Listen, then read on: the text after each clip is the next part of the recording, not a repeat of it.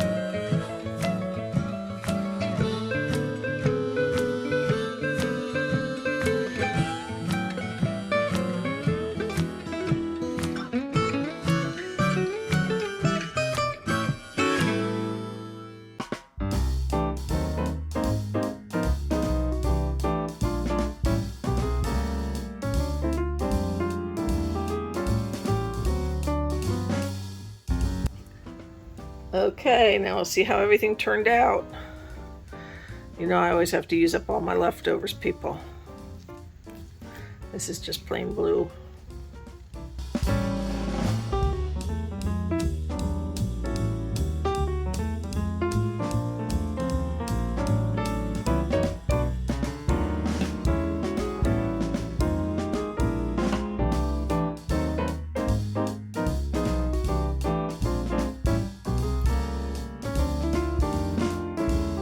Alright, let's go on the big boy here. Alright. Let's see how this came out. You never know if it's going to work or not.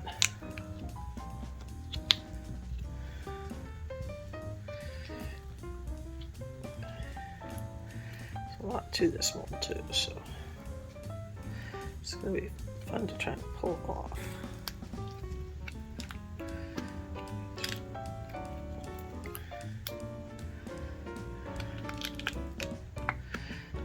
Out. Okay, I got that end. Trying to pull it off without looking at it.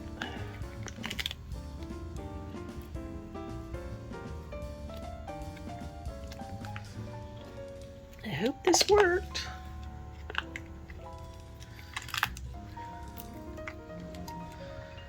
All right. Whoa. Alright, I'm not sure whether the color shift worked, but he's cool looking. Look at that. Alright, let me do a little trimming and cleaning up, and I'll give you some final results. Okay, so my error here was that I didn't pay attention to the fact that in the mold, these raised sections are matte and the lower sections are shiny, which means these are all going to be dull and matte. And that's where I put my color shift, so it's not shifting because it's matte. Whereas the shiny parts are that lower part. So we're going to throw a little clear resin down in these grooves, and that's going to help perk up that matte section, hopefully. We'll see. Hold on while I mix up my resin, and we'll get started. Okay, my resin is all mixed up, so I'm just going to carefully put it down in those lower sections in the hopes that it'll at least make that section a little less matte, a little more shiny, and maybe perk up that coloring down there. And if not, at least, it won't do any harm. So let's see how this works.